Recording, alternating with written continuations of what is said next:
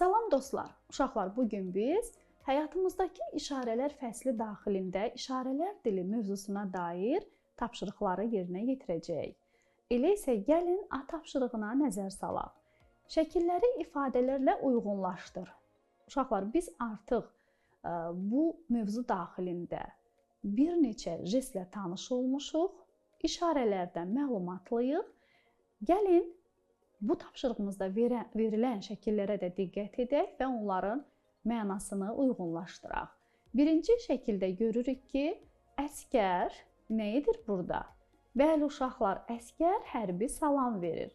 İkinci şəkildə təsvir olunan, doğrudur uşaqlar, bu salamlaşmadır.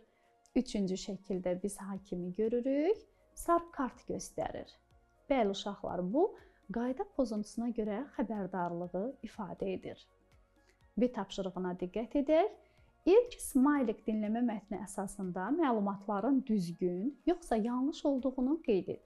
Uşaqlar, mən indi dinləmə mətni səsləndirəcəyəm. Bu zaman siz dinləmə mətninə qulaq asarkən məlumatları özünüz üçün qeydləri götürün.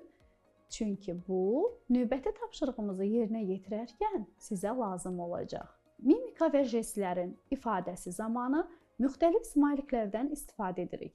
İlk dəfə sarı gülümsəyən smayliki Amerika rəssamı Harvey Bull çəkib. Bu smaylikin qəribə yaranma tarixi var. Belə ki, 1960-cı illərin əvvəllərində Amerika şirkətlərinin birində işçilərin iş rejimi çox yorucu və gərgin idi. İşləri ağır olduğundan onlar çox əsəbi və kədərli olurdular. Hər dəfə müştərilərlə görüşdükdə gülümsəməyi unudurdular. Bunu görən şirkət rəhbəri problem həll etmək üçün yol axtarır. Düşünür ki, elə bir yol tapsın ki, işçilər gülümsəməyə məcbur olsunlar. Bu məqsədə nail olmaq üçün qeyri-adi reklam kampaniyası keçirmək qərarına gəlir. Burada yadda qalan bir simvoldan istifadə olunmasını istəyir. Bunun üçün rəssam Harvey Bulla müraciət edir. Problemin gülümsəməklə bağlı olduğunu görən Bull, gülümsəyən üz smaylikini yaradır. O, bunu cəmi 10 dəqiqə ərzində düşünüb hazırlayır. Rəssamın ideyasını bəyənən şirkət rəhbəri smaylikdən döş nişanı hazırlatdırır.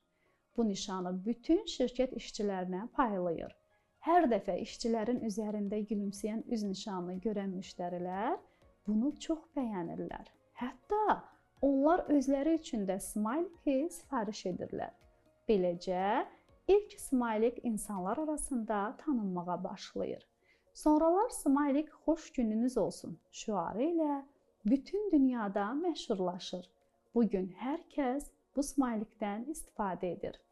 Uşaqlar, indi isə gəlin mətnə dair məlumatlardan istifadə edərək tapşırığımızı yerinə yetirək. Beləliklə, birinci cümləyə baxaq. Smaylikin yaranmasının əsas səbəbi işçilərin yorğun və gərgin olması idi. Gəlin xatırlayaq. Bəli uşaqlar, bu doğru məlumatdır. Şirkət rəhbəri problemi həll etmək üçün yeni işçilər işə götürdü. Xatırlayaq. Xeyr, əlbəttə bu yanlış məlumatdır. Yeni işçilər işə götürmür, o problemi həll etmək üçün yollar axtarır. Smaylikin yaradılması üçün Harvey Bulla müraciət edildi. Doğrudur uşaqlar, Harvey Bull rəssam idi. İlk smaylik kədərli bir üz ifadəsini əks etdirirdi. Bu da yanlış məlumatdır. Biz oxuduq ki, məlumat aldıq ki, ilk smaylik kədərli deyil, gülümsəyən üz ifadəsini əks etdirirdi. Şirkət rəhbəri smaylikdən döş nişanı düzəltdirərək işçilərə payladı. Doğrudur uşaqlar, biz bu məlumatı da mətndən aldıq.